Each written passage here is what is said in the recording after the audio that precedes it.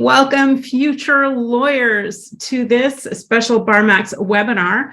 I have called two of my favorite instructors here. Hello, Matthias, welcome.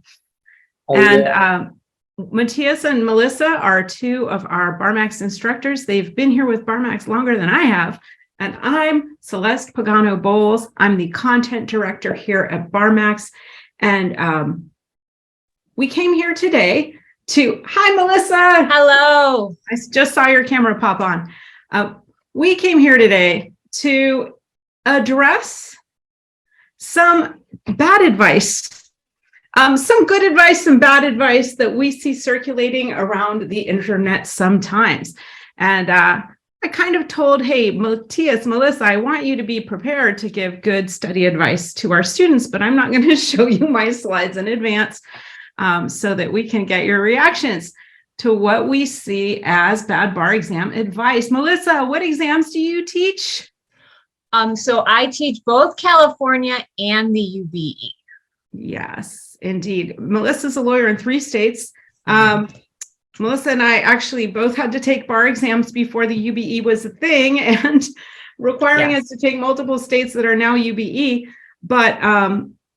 But also Melissa has taken California, and when she did take a UBE exam, she scored higher than I thought possible. I did not know the scores went that high. So if you want a very smart instructor, go with Melissa for the California bar exam. And how about you, Matthias? What are your specialties with us here at BarMax? Good afternoon, everyone. I do uniform bar exam tutoring. I took it in the state of New York. Yeah, and Matthias is also our resident expert on all things passing the New York bar exam as a foreign student. The New York bar exam is one of the uniform bar exam states, and many foreign students try to come in and pass it. Matthias himself is not a foreign lawyer, but he is bilingual English-Spanish and knows some things about civil law system that he's able to sort of translate to help students who are already lawyers in civil law countries succeed on the bar exam here in the US. So here's my first piece of bad advice. Let's dive into it. I am told, it's not that I'm told, I see over and over again that people have the tunnel vision focus that their goal in bar exam prep is simply to memorize a whole lot of rules. Is that what people should be focused mainly on, Melissa? No. The simple answer is no. Memorization comes at the end. That's what we teach in BarMax. And what you want to focus on in the beginning is more learning. I talk about learning and understanding the concepts, which we do through application. So what happens is that you can memorize as much black letter law as you want, but it's not going to teach you how to take the bar exam, which it's twofold. And so when you go in, you're not going to know how to answer the questions, and you're not going to know what the graders are looking for, especially in the writing portion. Okay, pretty good succinct answer there. So you would say focus on memorization at the end and not mainly on memorization. Focus on application. Matthias, I want to throw a related sort of MBE related question at you, because even if you look at our modules in BarMax, hang on, I have a slide of that here. Hang on. Oh yeah. Even if you look at our modules here in BarMax, we have the MBE questions at the end of each little module. This is just, I took a screenshot of part of the first page of contracts. We have 7 little modules, or sections, we call them, in each lecture. Each lecture is just 7 sections long. I can see here that the preliminary lecture is very brief at 15 minutes, formation, big topic, 60 minutes. And then let me get out of the way. Okay, we got 37 minutes here on contract defenses. So Matthias, is the goal for these students, now let me get back to my myth, when they do the questions, is it to test their knowledge? when a student is practicing MBE questions after the lectures, are they there to test their knowledge? I personally think that the majority of the testing should happen on test day, right? I mean, obviously you need to do a couple of trial runs to kind of test your speed, your endurance. Also, there is value to having done something before, but that should be the exception to the rule. I think it should only happen a handful of times unless you've identified that there's an issue with endurance or speed or one of those things to where you need to keep testing yourself. If not, then with MBE questions, I would say 80% of the ones that you do or more should be open book. And I usually give my students a standard operating procedure of how to do MBE questions that has 9 or 10 steps, and then they supplement it according to what specifically they're struggling with. But it's, I always say do open book. So I tell them, read the call to question, read the fact pattern, identify the rule or section of rules, right? Because sometimes you can't narrow it down to one specific rule that you think might be triggered. Go to the outline, look through those rules and apply the ones that you think do apply to your fact pattern, and then resolve it on your own. Find the legal conclusion before ever looking at the answer choices. And then once you've found your legal conclusion, you look at the answer choices to corroborate what you've already concluded on. You're not looking at answer choices carte blanche and just hoping that one convinces you, right? You already know what you're looking for. So that's what I advise my students to do all the time. That's one of the pieces of advice that I think my students struggle with the most because it's unconventional. I think that law school tends to attract people that need constant metrics to test their progress. But in my personal experience and experience of students that I've needed to pull up their MBE scores, the best way to do it is to do open book MBE and then some testing when needed. Okay, so you really de-emphasize testing and instead focus on this open book method. Melissa, anything to add to that? Because that seemed important. It does. I think I agree. The open book method is something that is definitely something I think students struggle with conceptually understanding the benefits of, but it is really worthwhile. It's slow. And so I always warn my students that it's a slow process. It may take you 20 minutes to answer a question because you're looking through so many different parts of the outline, the answer choices, trying to figure out what the issue is, what the rule is, how to apply it. That's okay. That's the conceptual learning that I talked about before. That's what's going to replace that passive learning of just listening to someone lecture you about a topic. And that's where you're going to learn the information and not memorize it, so that in 2, 3, 6 months, when you do take the exam, you'll still know the rules. Okay, so learning without memorizing. I can think that for some students, this sounds terrifying what you said. You just said spend 20 minutes on a question, and there's like more than, 1,700 questions in BarMax right now. I've lost count. We have all of the real past questions that NCBE has released. So anything that's a real past bar exam question that's available, we have it. If they're spending 20 minutes per question, Matthias, is that a tremendous waste of time? How do you allay that concern? I don't think spending 20 minutes, it's a bottom heavy process, right? So it's going to take you longer at the beginning. The idea is if that 20 minutes that you're spending on a question is actually productive in the sense that you've identified the rule to fact pattern association, and then have concluded by making an annotation in your outline, then the likelihood is that the next time you see that question, that time will be cut down more, and so on and so forth. The study process it's thorough and it's not linear, right? And so, but a great way to fail the bar exam is saying, well, I know this good enough, let me move on from it because I don't want to waste time. Obviously, that needs to be balanced with not being bogged down in the details, but generally speaking, thinking that something is okay just because you know what the right answer should have been and not understanding the concept kind of just builds a house of cards that can fall down spectacularly on exam day. And I think Melissa's suggesting this open book method. We all do. Yeah. Yeah, absolutely. Looking at the outline, it feels like cheating to some students. Okay, but when you rattled through the various steps to approaching an MBE question during study, you did not, Matthias, adhere to this piece of advice that I've seen. In MBE questions, read the answer choices first.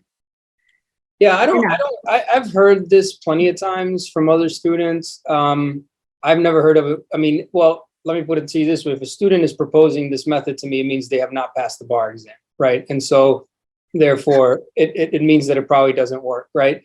Yeah.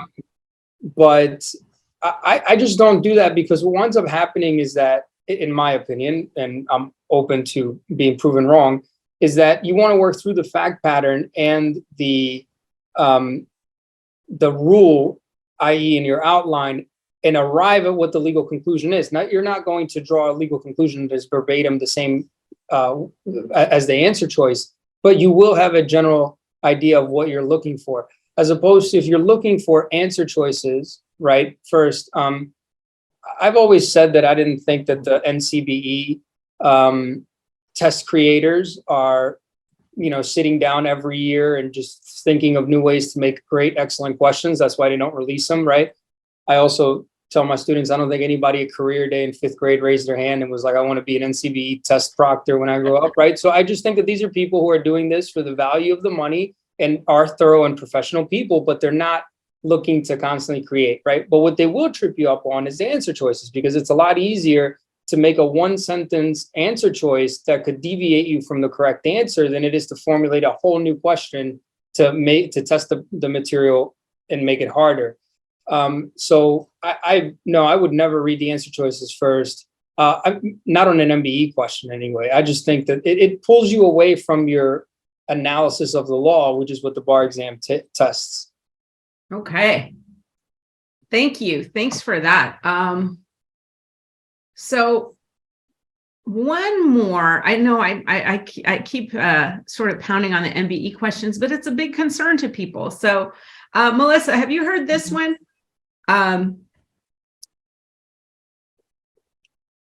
Go with your gut. Oh. Have you heard that? I have heard that. Okay. I was like, it was early in my days here. Oh, Matthias, your face. That's a good way to lose your law license. Okay. Yeah. So go with your gut is probably the worst thing you can do on an MBE question. I think it piggybacks what Matthias was talking about. You have to go through the legal IRAC analysis first, because they are really good, the NCBE, in writing answer choices that sound good, that sound like they should be the correct answer. That's what your gut sometimes is going to say. This has to be the right answer because it's fair. This is what I want to happen to these people. I want to, you emotionally identify with someone in this fictitious fact pattern, and you say, I want them to recover. It doesn't. One, they don't exist. Two, it doesn't matter. You have to do the legal analysis and pick the right answer. That's all you have to do. And so going with your gut, it's your emotions, and the law honestly doesn't have anything to do with emotions, and especially on the MBE portion of the exam. And so you can't just go with your gut and say, well, this is what should happen, because they're going to write this beautiful answer choice that they want you to pick because they're trying to trick you.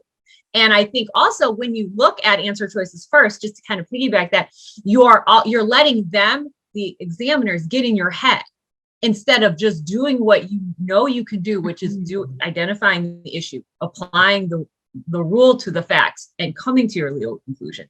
Then you already know, and all those pretty answers that you should not choose, you're less likely to do so and pick the correct answer. I liked what you said there, Melissa. It's they get inside your head with those answer choices. What I've sometimes told students when I was doing more tutoring, I'd say, don't look at the answers first. 3 of them are wrong. Three of them are wrong. They're trying to steer you off with three of those answers. And they might even be putting rules and law in your head that's not the one that applies to the fact pattern as given. That in terms of the answer choices first one, because you're talking about they're putting them in, they're trying to get inside your head. And I think in this go with your gut one, they're trying to get inside your head as well by giving you emotional heartstrings.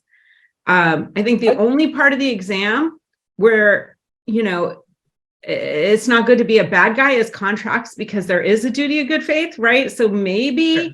being a sleazy cheater, bad guy is going to end badly for you in contracts. But anywhere else, they're Right. going to phrase the question so that, the heinous, the person that looks to you like amoral is going to not be guilty of the crime that they've written into the problem, or whatever it is. Yeah, another good one. So we're going to go with our brain, not our gut. Yeah, and I think if what they're referring to go with your gut, it means for an MBE question that you don't know the answer to, which I scored, I think it was like a 151 or no 149 on the MBE portion, and I guessed on a good 20 questions where I read the fact pattern, and it typically was property, right? Because those fact patterns tend to be longer, and there was a few that it was like a whole Bible passage of a question on something, and then halfway through it, I was like, you know what? I don't know it. I'm not going to know it. It doesn't matter because I'm going to pass anyway. And so I just picked an answer choice and went on, because the last thing you wanted was, but I also had the empirical data to suggest this is how I was testing, right? Because I had done a bunch of longer questions like this, and I noticed that if I had to go back through and read it more than twice, the likelihood of me getting it right was like way below 50%. And so based on that data, I said, you know what I don't want to do is compound the problem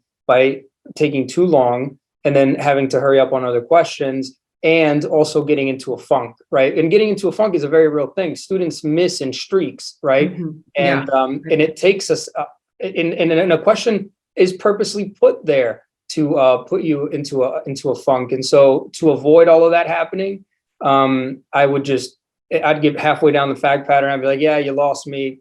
The answer C, I'm moving on. I don't care, because you can miss, as I said, I missed 51 questions on the MBE and still scored in the 90 something percentile of the country, right? So you can miss a lot of questions and still do very well. So I wouldn't, fight for every single one at the expense of doing worse down the line. That's actually really good advice too. I didn't put that in here about we tend to think as people who became lawyers, who went to law school, we're high achieving. Many of us are fairly perfectionists.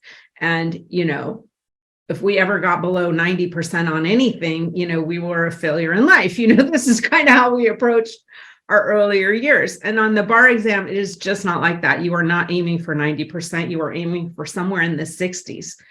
Which, might be failing to you in other areas of your life. But for the bar exam, this is essentially a pass-fail test. You want, if you're taking the UBE, to score, a 280 or above overall so that you can practice in any jurisdiction where you like. That's a good goal. In California, it's pass-fail, just pass, You don't need to, there's no extra rewards really for being, getting 90% as opposed to 80% or even 70% correct if you have the overall points. Good stuff. Okay, what about essays? We haven't talked about essays yet. And what I see people doing is they say, I can't do essays yet. I haven't memorized the rules. How am I going to write an essay? Melissa, I'm my fictional student. How am I going to write an essay? I haven't memorized the rules. Shouldn't I wait?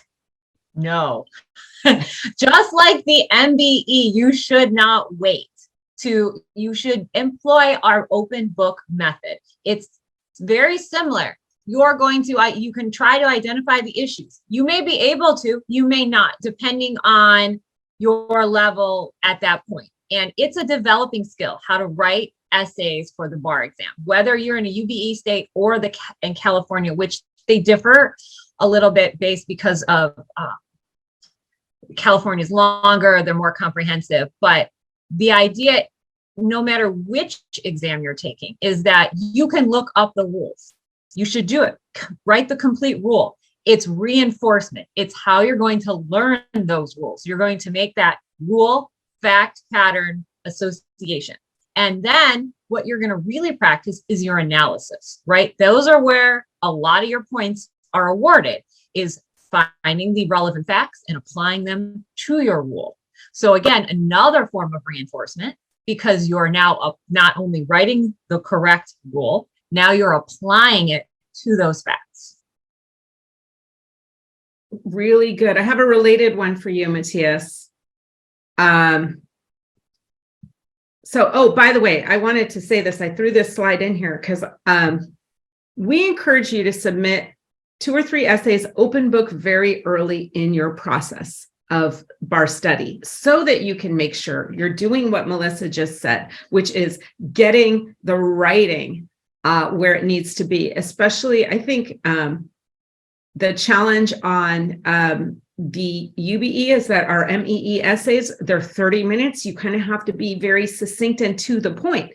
On California, they kind of expect you to hit a ton of issues. So whichever one you're writing, you have to practice that, and you have to practice the analysis. So we encourage you to submit early. And here's the thing with BarMax. If you are a BarMax student or are considering becoming a BarMax student, the minute you buy BarMax, you have access to our entire program, including the essay submission board. I went on there today. There was a new essay, and one of our graders had claimed it and taken it and is grading that essay today.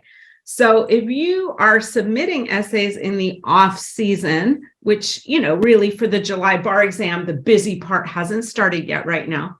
Or if you're submitting early in this season, if you're submitting in May, as opposed to, June or July for the July bar exam, you're going to get your response very quickly. And definitely within 2 days, you're going to get your feedback, because we have people who are monitoring the boards all the time. You get access right away. We don't have a blackout period. You have access till you pass the bar. Turning in those essays, 10 of them come with your program. It's a benefit that you have right off the bat. So take advantage of it right off the bat. I still think, Matthias, I want you to hit a related one, but particularly for those UBE essays for our New York lawyers and whatnot, is it true that as long as you know the rule and you can state the rule correctly, your essay will be fine? No. And the reason why is because roughly the breakdown of how the UBE essays are graded is and this is a rough estimate, it's 40% for the rule, 40% for the application, 20% for your conclusion, right? And so your application needs to show, okay, let's say your rule is very thorough. And I always tell my students to write the rule in a funnel method, right? So you start out with kind of the broader area of the law, because it's the UBE. You're not just going to dump everything there like you do in California. You're going to narrow it down to the applicable part of the rule that is tested in the facts. And then when you get down to the elements that will be tested, that will be applied to facts, I number them. And the reason why I tell them to number them is because you need to connect at a minimum one fact to each of those elements and resolve that element to see if it has been met or not.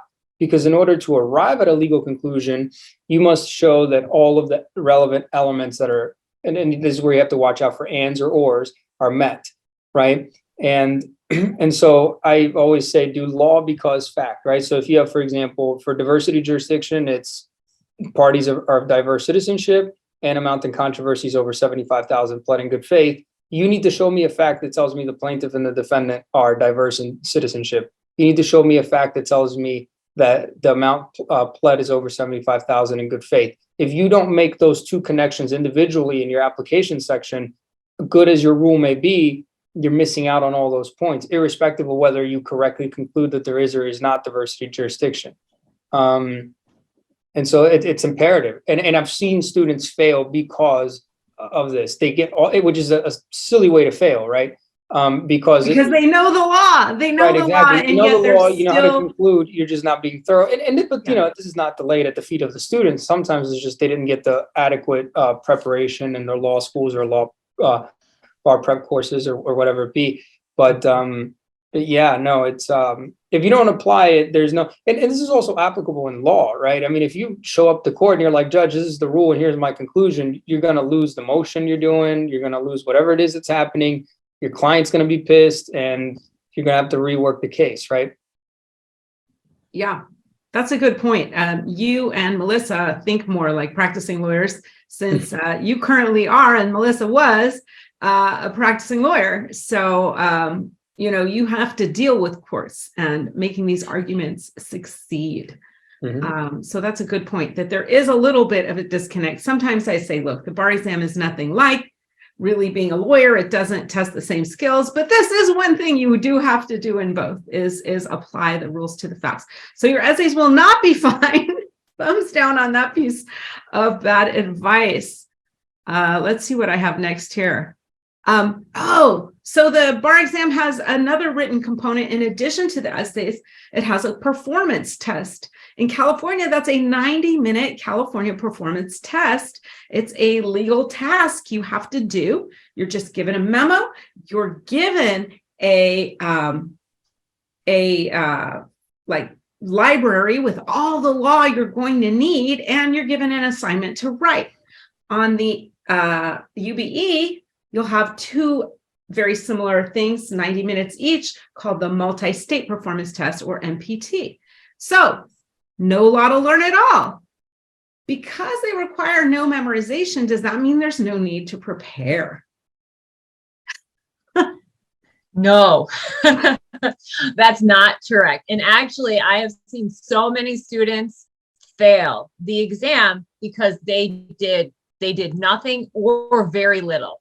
Even if they think they're prepared because their law school, they took a class. And it does somewhat prepare you, obviously, depending on your law school and your professor and all of that. But that is not a substitute for practicing on your own and making sure you know. It's not just, I'm comfortable with, I'll be okay. It's a self-assessment of, you have a process that you can answer all the different formats, whether it be a letter, a memo, a brief, a closing argument. Those are the typical four that you see on either the California or the MPT. But especially in California, they tend not to be very novel in their tasks, but they are not easy in the sense that you still have to employ your process or you're going to get lost, especially in the time frame. I think the biggest challenge is completing your task in the amount of time. In real life, no, your supervising attorney is not going to give you 90 minutes to do this task. It's going to be maybe a day, maybe two, maybe a week. But that's the challenge, is making sure you can put forth a quality task, whatever that may be, in that 90 minutes. Thank you, Melissa. So Matthias, what do you think people do most need to practice on that MPT?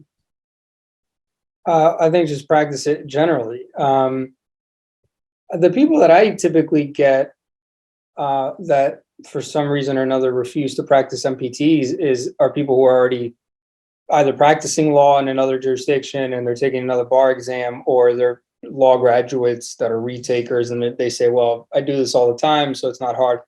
No, you don't do it all the time, right? As Melissa said, you're not going, even if you're in the most toxic law firm environment ever, you're not going to get 90 minutes to prepare an assignment, right? I mean, because somebody's going to get their license. No, what's going to happen is they're going to drop it off on your desk at 4:30 or 5 o'clock and want it for 9 a.m. So you got plenty of hours. Right. They're just, and they left us dinner. Yeah, I exactly. I wouldn't know. I luckily have always navigated away from those structures, but yes, that's exactly what. Yeah, I've had colleagues who, okay. I'm old. Maybe they're not as bad anymore, but I think the legal industry has not changed. Let's not be. Yeah, I was gonna say, I think they are. It hasn't changed anywhere. I'm just in solo practice. So if I'm up working late, it's because I'm doing it for me. But But anyway, the point is that you're not going to have anything that you have to turn around in 90 minutes, right? Also, even if you did, right, even if you're still down this path of I've done it before, ask yourself when the last time was that you read a case, pulled the holding off of it, and then use that to formulate either a legal memo or a persuasive writing. And that's never, right? Because you have to go search for the cases, you have to like look at things, you have to shepherdize, etc. So I think that that's the biggest thing that people can work on is being organized and working on pulling the law out of the cases, because that really forms the basis for your analysis on these MPTs, right? So you have to look at a case that's a page or two long and immediately dispel with the information that you don't need, which is, or maybe that is not as important, right? I typically put it in tiers, right? First tier is what's the rule of the case, right? So you're looking for like elements or factors or something that it, like the test, right? And the way that you find out is by determining what is the conclusion in the case, right? What's the holding? And if the holding is well, we're going to hold that there is no valid service of process, well, then look for when the case explains why, right? And that's just an exercise of repetition. It just requires work. I mean, and I get it. It's 20% of the bar exam and the UBE states and whatnot, but it's not. It's important. I mean, I've had probably more students than not who have failed by only a few points. So I don't think that that's and it's not a particularly hard thing to resolve. Just you do one a week, the last 6 weeks, and you're probably going to pick up things. Turn one in if you have BarMax, get some feedback. Yeah. Yeah, our graders definitely provide detailed feedback. And look, there might be the people for whom, okay, I've got 90 minutes, I can get my timing down. I'm a great writer. I read and absorb information quickly. If you're that kind of person, great. Still practice one or two so that you can confirm that you're that kind of person. Give yourself exactly 90 minutes from when you open that file till you upload it to BarMax and see how you did. Because, you know, our graders will give you an honest assessment of their score. And you'll know whether that looks like an above passing task in, you know, either a UBE or California exam. So you definitely test that, right? Test and see whether you are that person before you assume that you are. So I'm going to show, I haven't sent them to you guys yet. I'm going to have them sent to you, but I have here the 2023 outlines for BarMax. You guys have been seeing them on screen for a while, but the printed books, we wanted to make sure that the first press all went to our February students, and I neglected to order any for my esteemed tutors. So I'm going to do that because now I have my own. This is the UBE book. You can see that it's pretty thin, right? And this is our entire book. Like, it has all of the outlines, and that's short. And some people get concerned because we have some competitors that will give them a stack of 5 books or 9 books or whatever. You know, it could be upcycled to furniture when they're done with it, because there's a lot, or, you know, quite a bonfire. This is not a bonfire. You can't even make dinner on this when you're done with it. So, so what about this? We get people who are nervous about that. Not a lot. Some people appreciate this, but some people say it might not be everything I need. So is more bar prep materials better, Melissa? You've passed lots of bars. Is more information better? I've passed 3. No, more prep is not better. And I think more material tends to overwhelm most students because you get disorganized and there's things in different places. And so one of my first pieces of advice is to have one central location where you take all your notes, whether it is in your book or you have a notebook. Yeah. And you just write in there. That is where you should keep all of your notes, so that when you're studying, when you're reviewing, or you're using the open book bar method study, everything is right there for you to look at and to review. Now, that's our outlines. And then you're going to have your practice questions and your performance tests, whether you're in the California or UBE. All of that also comes in BarMax, but it comes in a file, which is one, more environmentally friendly, but two, it's a lot easier to organize than having pieces of paper all over the place, because most of us are very A-type personality. We talked about being perfectionists earlier. And so having clutter is going to just raise your level of anxiety. So it's better to be as organized as possible from the beginning. And that's also going to allow you to focus on actually learning and studying versus trying to organize and color code and do other things that are really not a best use of your time. Okay, thank you.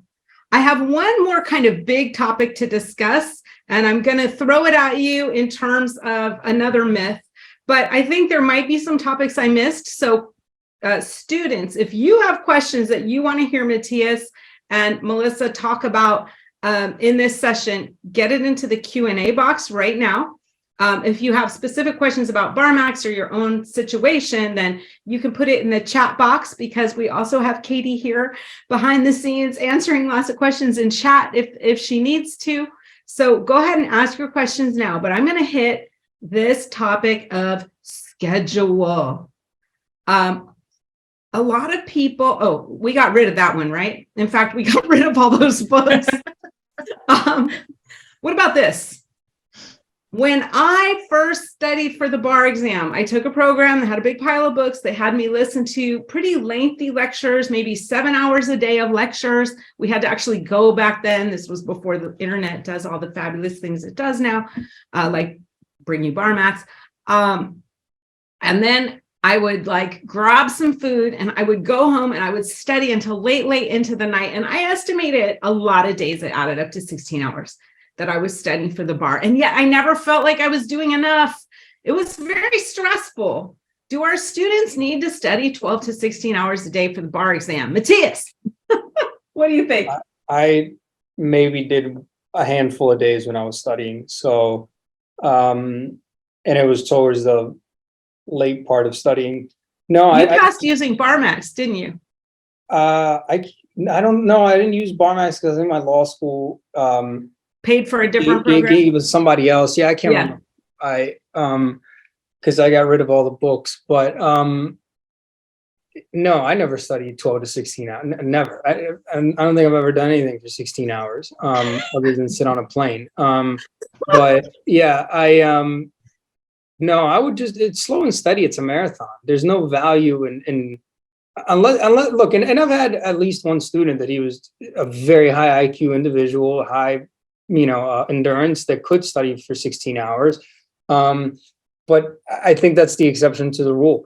I think you just have to set about a schedule. And then if that schedule is outside of work or whatever it be, then figure out when you're mentally the freshest.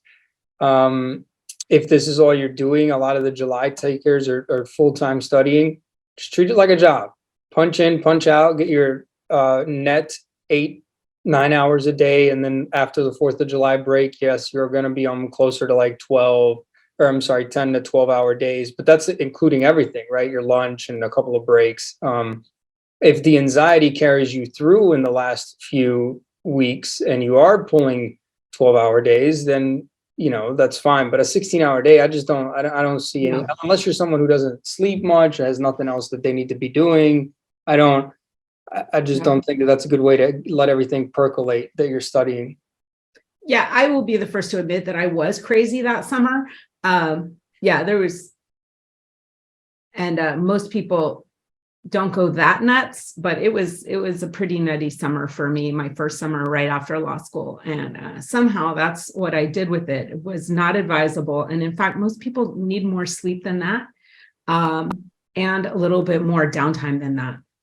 Melissa, any advice on what kind of schedule? Okay, so we're saying it's not 12 to 16 hours a day. It's a smaller clock. Right. Any advice on scheduling? So I really, I agree with Matthias, treating it like a job. But if you already have a full-time job, which a lot of our students do, or part-time jobs or family commitments, then you block out the times that you can study and you treat it as, this is the time I can devote each day.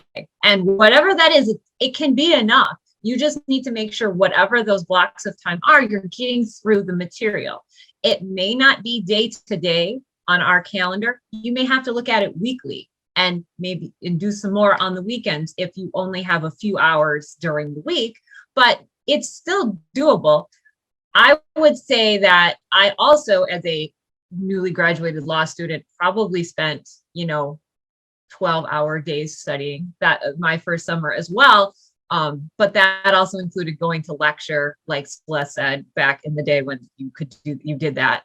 But I also used BarMax, my last UBE, the UBE that I took back in 2020. And the idea is that you can amass, it's not voluminous amounts of information. I mean, obviously there's a lot you need to know, but it's also prioritizing what you need to know and what's being tested.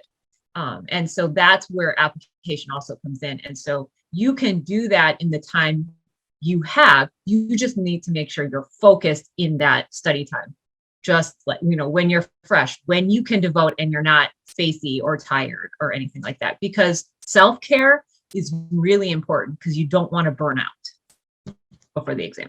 That's great advice, Melissa. And I think we have people who are working who take BarMax and succeed, and we have people who are parenting who take BarMax and succeed. And if you are both working and parenting, there's a lot of strategies you need in order to make sure that you get that brain time to study for the bar exam as much as you need to, but you also need your studying streamlined.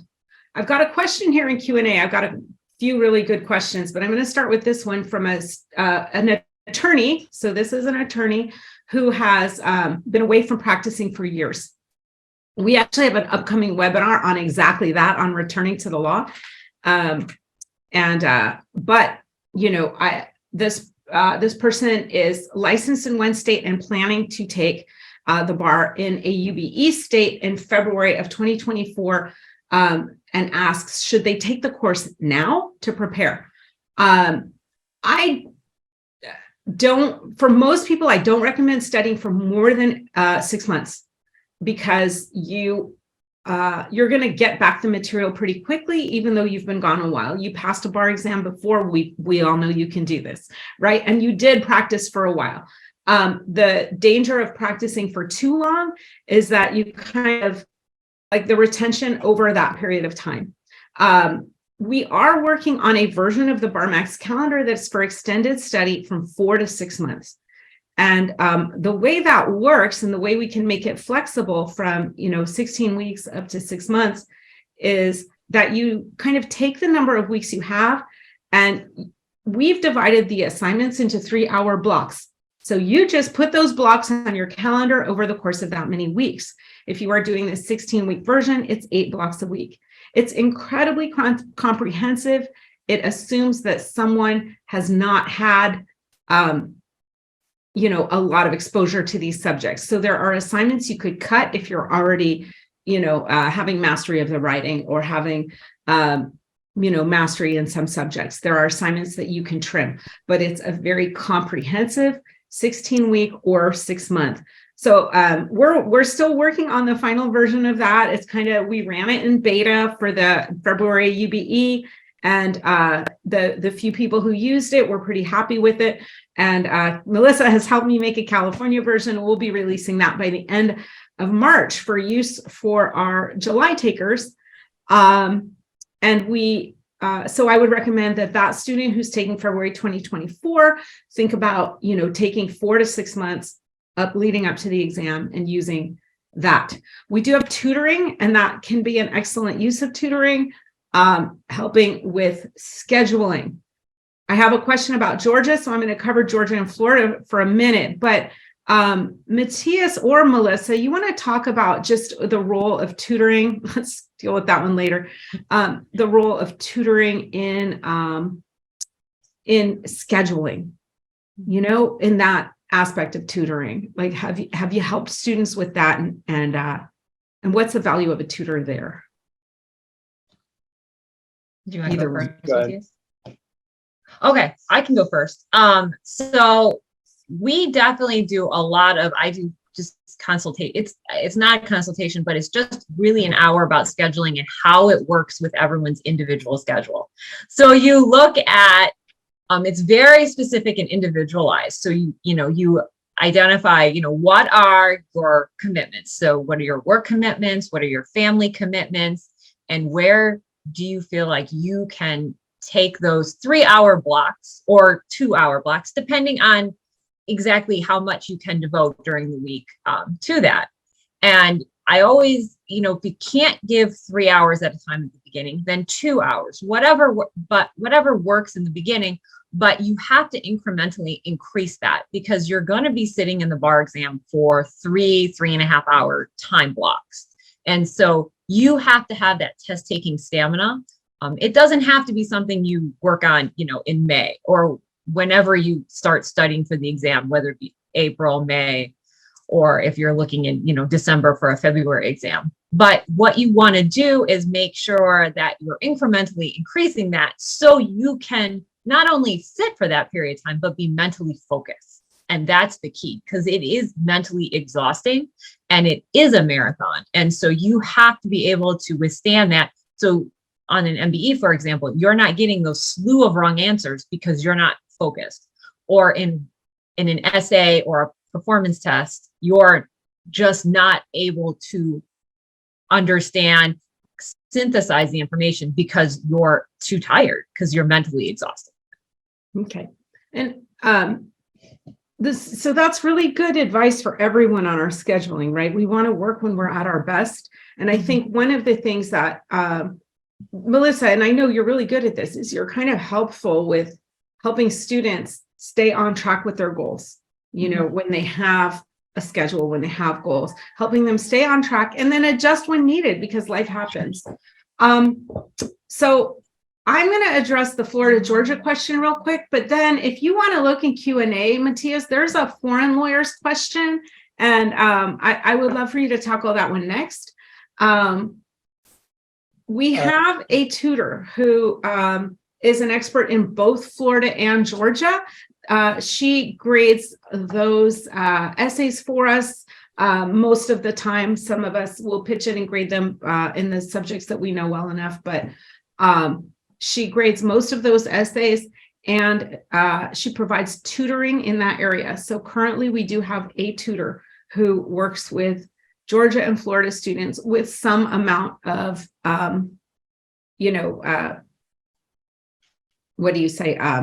expertise. She's a lawyer in one of those states and taught law school, bar prep in the other. So she really knows both of those states quite well, if I'm remembering her resume adequately. So that's Lavanya. She's really excellent also with writing. Fantastic. I have myself worked with a Florida student who only needed help on the MBE. And I think, Melissa, you've done that as well. Yes. That if people come to us for that portion of the exam in either Florida or Georgia, we can help with that. The Georgia essays are in between. They're 45 minutes and they tend to have a ton of issues as well. So, the Georgia essays are very much, you've got to do those IRACs, but there's a lot of weird Georgia law they want you to know. So it is good to we don't have that law in our program. So you would use outside materials. We can make recommendations about that so that you can make that streamlined for either Florida or Georgia. You would need outside materials, but we do have a tutor. We don't have a complete course. We do have a tutor. So foreign attorneys, we have 2 questions, and one of them, I don't know, it may be an exception to my scheduling advice. So I want you to handle the questions that are there, Matthias. The first one being, what about foreign lawyers who want to prepare in advance and are working full time? I did see the first one about preparing 12 months out. Yeah, I wouldn't advise a foreign lawyer, an international applicant, from doing that, because I don't know, based on this person's name, it sounds like they might either be Portuguese or Brazilian. And so that means they're not coming from a common law country. So they could take the 12 months. But really, what it comes down to, especially if you're working full time, is you have to be committed to it for 12 months. It's like having a second job, right? And a 12-month commitment is tough for anything, right? And so if you're able to comply with that and be disciplined, then I think 12 months in advance, you could totally start And then start slow, lay a good foundation in all the MBE subjects before you move on, so that right around 3 months before the bar exam, you're kind of where everybody else is supposed to be. Yeah, that's good And advice. And the I other agree. one, Yeah. the other one's for California. So, I'll advise with a grain of salt. I'm not licensed in California, but I have had several students pass in California that I've prepared. Yeah, no, 8 to 10 weeks is not enough for someone who's only done an LLM, because you're basically your LLM, even if it was one of these comparative law programs that's there to just rubber stamp you so you could sit for the bar exam, they don't prepare you. So, and that's assuming you even did one of those programs. Like if you did like a specialized LLM in something, you have absolutely no background in what might be tested on the exam. So I think you're going to need more runway than that. Yeah, that's what I would say. Yep. Yes. Yeah, I agree. You've worked with more California lawyers. What would you say to a student in this situation who is a foreign attorney, US LLM? What's a reasonable schedule for studying for the California bar, Melissa?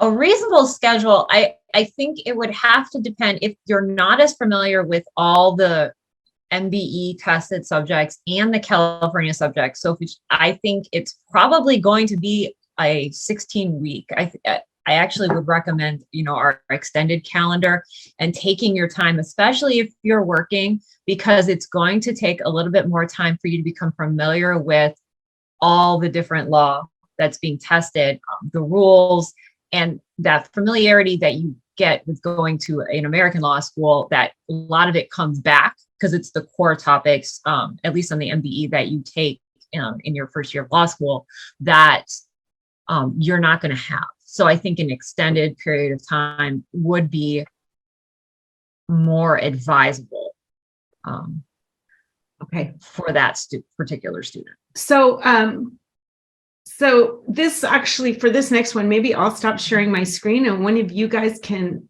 show BarMax. Are you guys ready to do that? And walk this student, DZ. I don't know, Matthias, you want to do that? Walk them through what it looks like in the UBE and explain what they might be doing in a day? Through our website? Yeah, I can just stop sharing the screen, or Melissa, either one. I mean, I could do it, but I've heard enough of me. I like hearing from you guys. Yeah, let me, I can stop sharing the screen and then one of you guys can share the screen, because DZ wants to know, do we have video or audio lectures? The answer is audio lectures.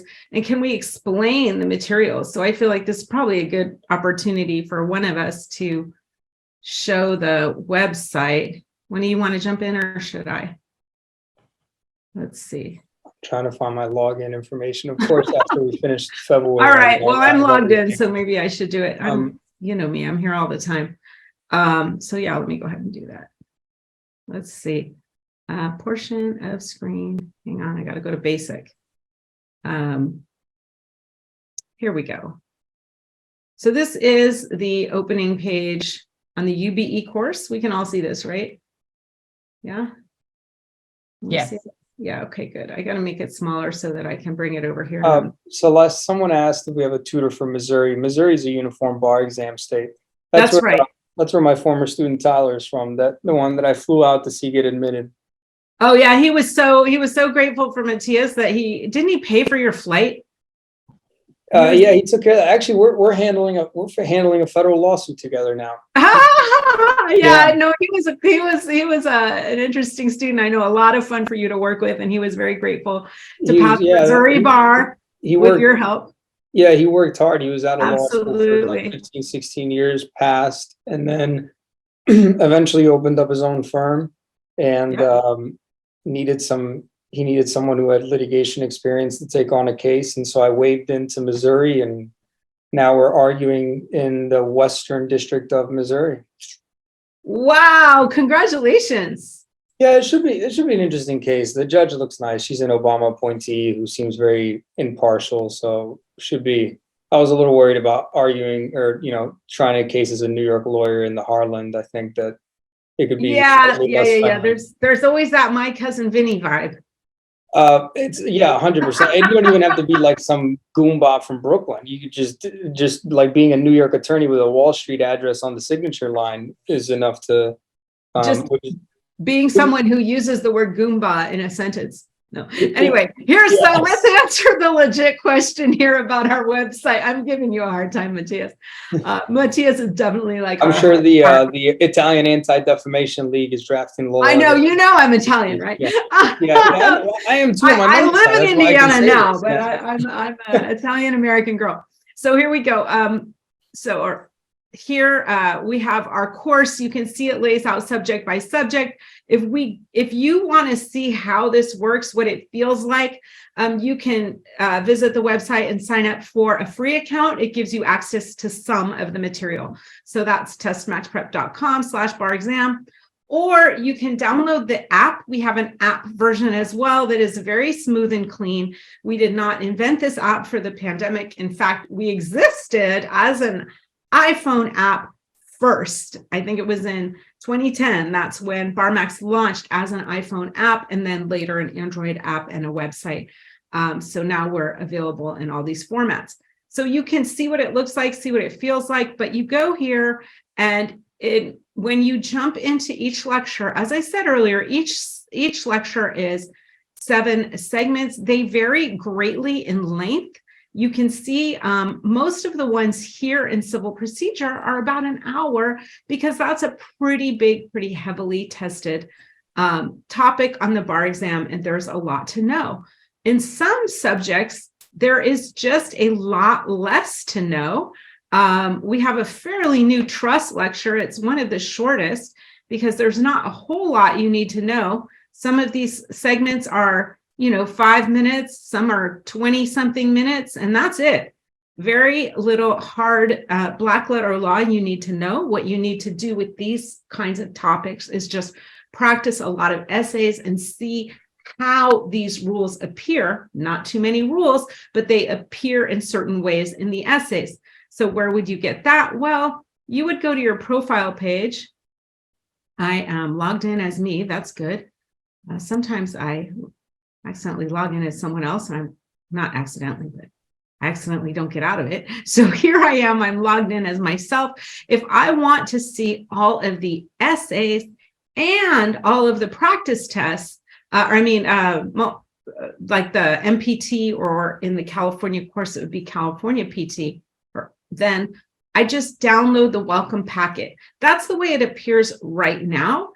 We may change the interface, but right now it's a welcome packet, and it is a big zip file. So you want to be on your computer when you do this. And this zip file will have all of the past essay and MPT questions, hundreds. Now, we don't want you practicing hundreds.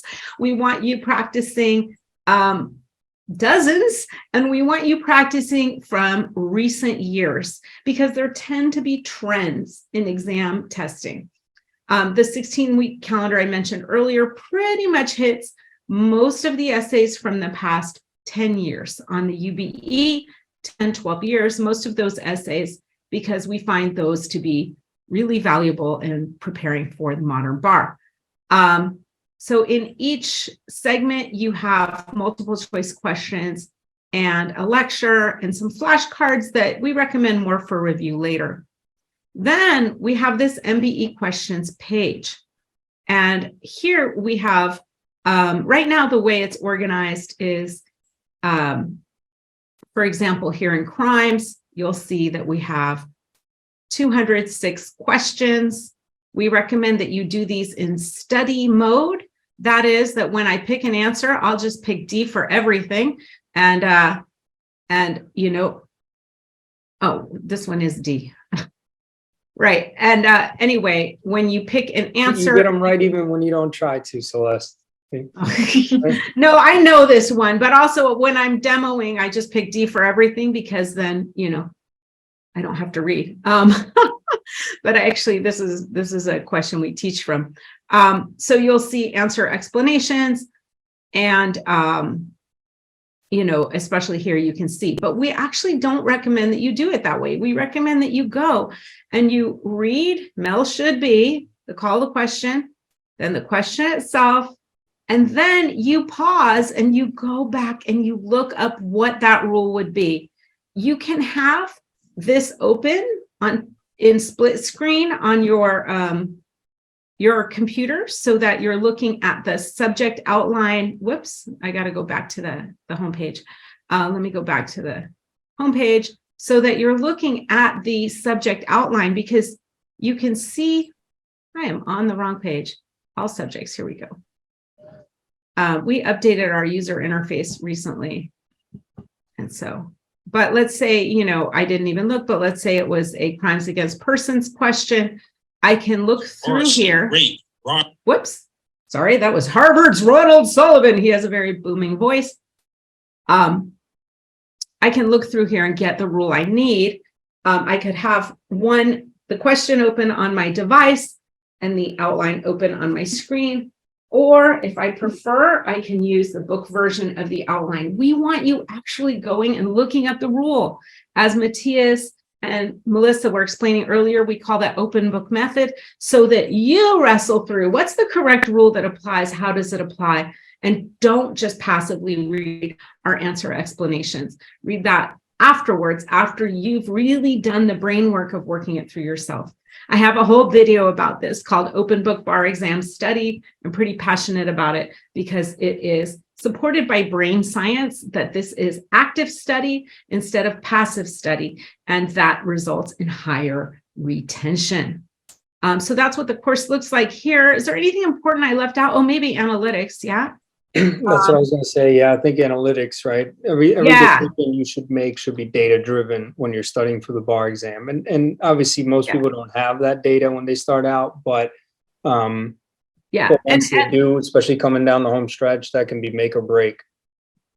Yeah. So, you know, I've only done a few questions, so this really isn't very representative. I clear my questions frequently, and I do demos, and I'm testing content and stuff. But anyway, it shows you your strongest areas. It shows you how much work you've been doing. It shows you what your percentage correct is. And it shows you what you've done. So that's useful. We also have, yeah. I see that someone asked a question regarding how to maybe do their scheduling. It appears this person graduated from law school in the 90s and then didn't sit for the bar. Looks like, let me see. My prep was inadequate this time. Wrote in California, 10-hour tutor, and I'm not working. Is there? Wait, is this the same person that was, no, sorry, I was reading, there's a few, so by the way, people are dropping this in the webinar chat, not in the Q&A, so I want to make sure we're not missing. Oh, yeah, please grab those.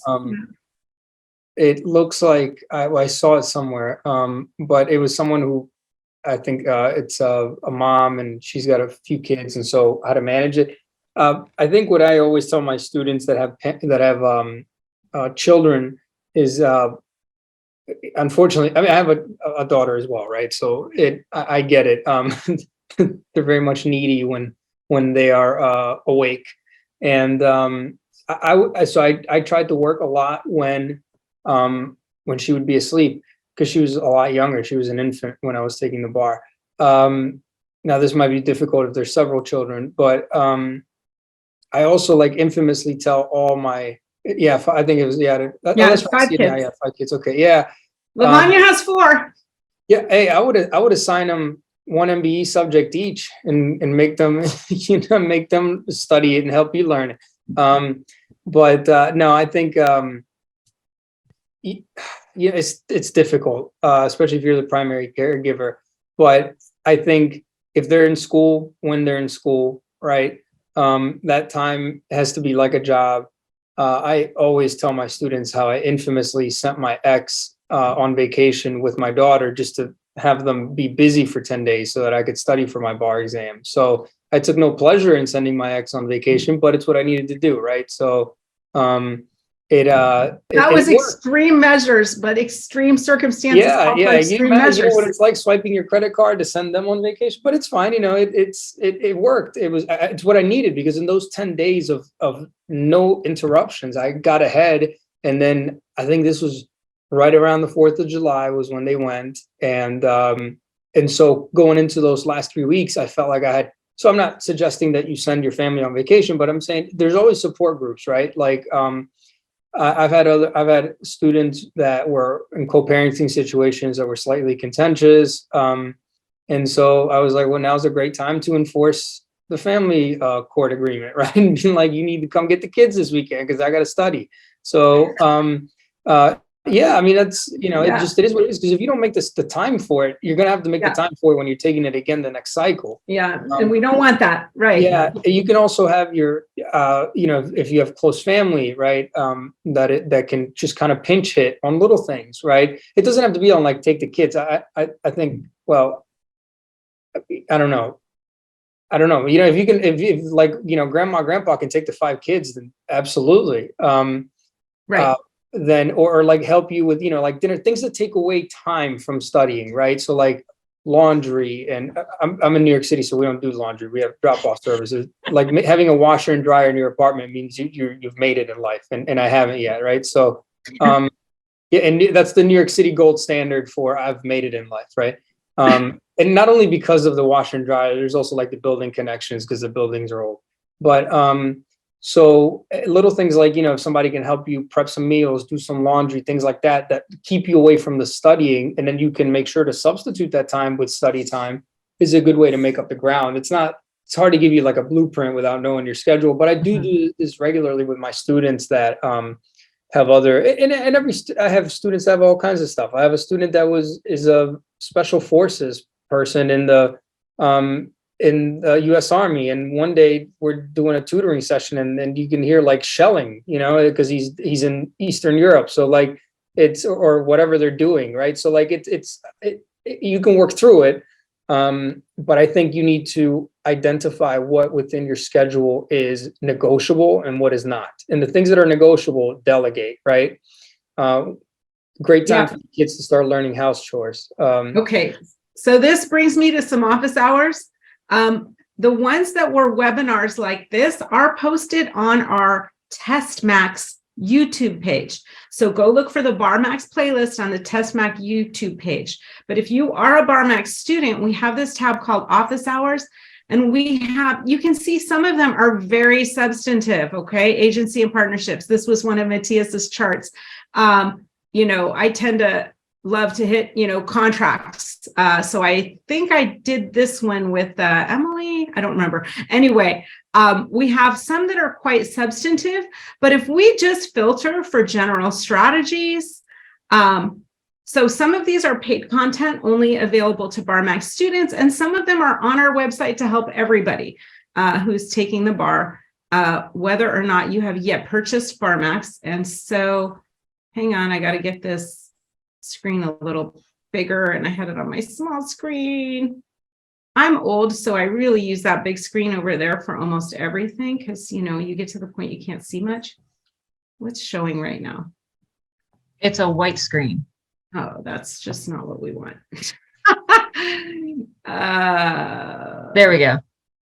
All right, so I got too many things open, but that is the story of my life. I'm the woman of 17 tabs, by 10 in the morning and 40 by 3 in the afternoon. Because me, I'm managing a lot of projects. I have a great team, including these two. So open book bar exam study is in here under general advice. And I have one, I don't know, it's not under general advice. We have to find it, but it's called Stop Doing the Laundry, or no, Stop Cleaning the House. Yeah. And it was done, in the last month before a bar exam one year, when we knew that people really needed to buckle down, and it was aimed chiefly at parents. And it was taught by Lavanya, who has 4 kids. I want to say, Matthias, despite, sending people on vacation, telling people to send their kids away, Matthias is an awesome dad. Matthias adores his daughter and gives his daughter all the time she needs. In fact, we scheduled this to end in time for him to go get his daughter, and I'm good with that. Yeah. Melissa works for me chiefly, not for me, for BarMax, but I use her intellect and time and talent while her kids are at school. I know that the best time I get out of Melissa is while her kids are at school. So Yeah. both of you managed to balance, you, Matthias, working for BarMax, running your own law firm, and being a great parent. I think as a mom or dad of 5 students, no, you said pregnant, so I'm going to assume you're the mom. Because I saw different parents in the chat, but yes, as a parent of 5, you have immense responsibilities at home, but you have also developed an immense set of skills in time management and in balancing priorities. And you're going to have to be creative to come up with ways to do it in a way that will help you pass the bar. Working with, if you do purchase a bundle of BarMax and tutoring, you will, get, I would recommend working with, one of our tutors who's going to be particularly helpful with that. One of these, like Lavanya or Melissa, just the people who have done it themselves and been there. Honestly, we have another tutor, Emily, who returned to the law after only a few years away, but still felt like getting her brain back in that returning to the law space. She's also really, really excellent. So that is what I would say on the people returning. These are our basic courses. You get 10 essay reviews and all of those other resources I showed you with the basic course. And with this, again, I put myself over the prices. This is BarMax tutoring. So if you want to buy the course or tutoring, I actually don't have the prices of the bundles right here. You can look it up online or you can contact us. Katie, I don't know, you might have a link to bundles pricing. If you do, throw it down there in chat.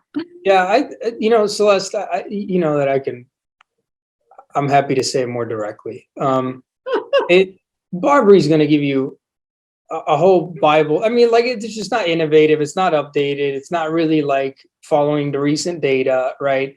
This is an established company that sells on its name. And people associate more with better. And that's not like it. Me personally, if I had to, God forbid, take a bar exam again now, I would probably, with 30 pages worth of notes, take it and then just do a bunch of open book practice. I don't think there's any value in having more information, especially what do you do with all the information if there's no guidance, right?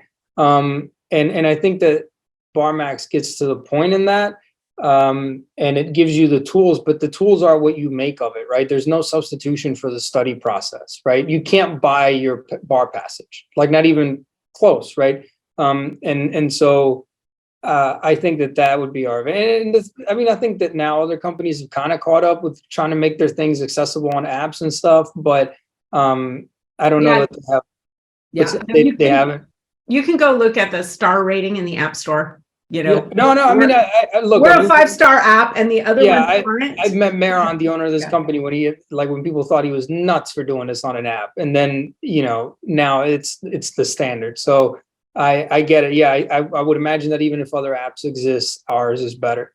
But it's leaps and bounds better in the app, but also keep in mind those companies became an online available product because of the pandemic in 2020. That's 3 years ago, and we've been an online or app-based product all along. So we are designed for that formula instead of shoehorned into it after having something else.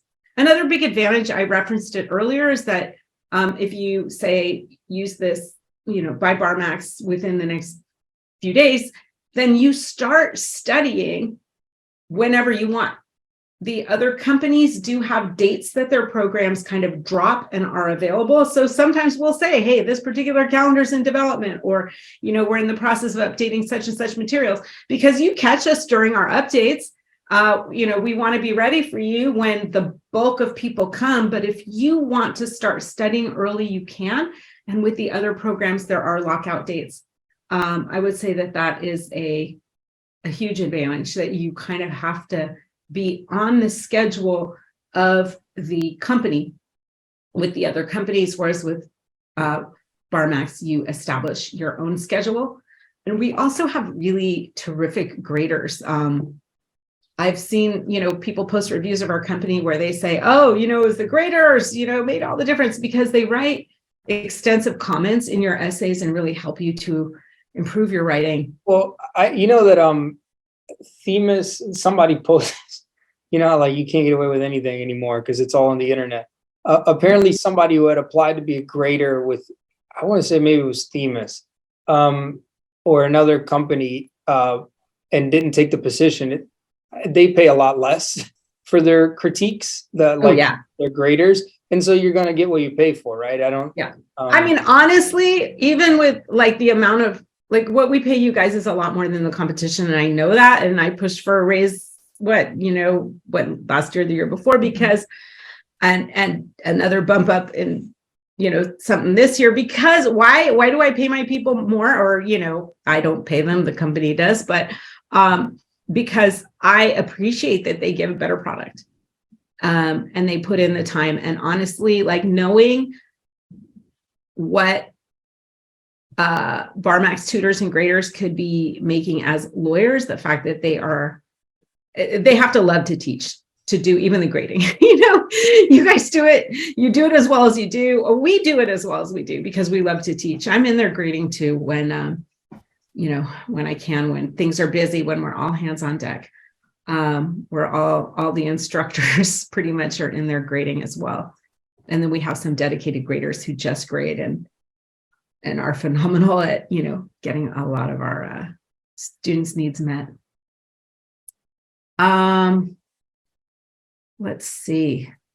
So I think I've answered all the questions that have come up. Oh, no, there was a time zone question. So when you're doing tutoring, I know that actually it does matter, because, right now, some of you are in Pacific time, some of you are overseas. Matthias is in Eastern time, and Melissa and I are in Central time. I know this because, I know where my people are, so we can set up good times to communicate. But I don't necessarily know where my students are at any given time, because the dashboard where you schedule tutoring, it shows the tutor's availability in your time zone. So you go in there and you see, like if you've purchased 5 hours of tutoring or 10 hours of tutoring in a bundle with BarMax, you go in and you can see when your tutor's available, you reserve that time. Now, if you need to make a change, you have to do it more than 24 hours in advance. Like many places, we need you to kind of commit to when you're going to be there, because that tutor is committed to be there and to show up for that Zoom meeting. For them, it will show in their time zone. For you, it will show in your time zone, due to the magic of computer programming. So there were questions about the discount, but I think Katie's handling those, because those are definitely more her wheelhouse than mine. I am hoping I picked up. Oh, well, we have somebody who says that they purchased. They're a Brazilian student who purchased BarMax and they're loving it. Amazing materials. Thank you for the plug, dear student. And I think we've answered the questions that are here. Do you have any more, words of wisdom or advice you want to offer before we all log off? Final thoughts, Melissa? I would say, you need to trust in our process if you choose BarMax and if you go through, because the process is something that is really important. And it's something that's very novel with the open book method and how we present, but it's something that you will feel good when you go in to take the exam. You will know what you need to know if you walk through the process in a meaningful way. That means focused studying, doing what we tell you to do, whether you take advantage of tutoring or not, walking through it on your own, but being sure that you're mindful and you're able to actually self-assess throughout your study process. Do I really know this? As opposed to saying, it's fine, because that can be the difference between a pass and a fail. Okay, Matthias, I'm going to ask you the same question. I'm going to answer a quick question in chat first. Someone has asked how long before an essay is returned. If you are turning in essays now, it is March. So March, April, even May, you'll probably get it back 1, 2, or 3 days tops. If you are turning in essays in June, that will creep up over the course of the month. We will have a deadline by which you can submit as many essays as you want, probably at the end of June.